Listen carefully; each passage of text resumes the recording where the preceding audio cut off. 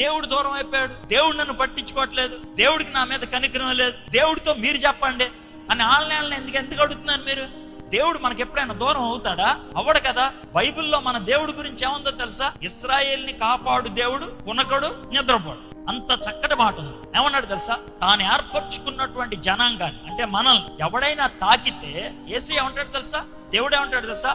వాళ్ళని తాకితే నా కనుపాపను ముట్టినట్లే. అంత సున్నితంగా చెప్పాడు అన్నాడు. 100 గొర్రెలు ఉన్నాయి అంట ఒకడికి. సాయంత్రం అయిపోయిన లెక్కేసుకున్నాడు. అన్ని లెక్కేసుకుంటే 99 ఉన్నాయి. పోతే పనిలే ఒక గొర్రె అని పడుకొని నిద్రపోయాడా? లేదు. పక్కన పిలిచాయా మా గొర్రెలు కొంచెం చూసుకో అని ఈయన లైట్ పట్టుకొని ఎత్తుక్కుంటూ వెళ్ళాడు. ఎక్కడుందా తప్పిపోయిన గొర్రె? ఈ రాత్రి జరుగుతున్నటువంటి పని అంటే చెప్పంటారా? మీరు ఈ విధంగా కూర్చొని ఉన్నప్పుడు మిమ్మల్ని ఎత్తుక్కుంటూ వస్తున్నాడు యేసయ్య. ఈ రాత్రి తప్పిపోయినటువంటి మనతో ఆయన సంబంధం తిరిగి పెట్టుకోవాలని ఆయన ఆశపడుతున్నాడు.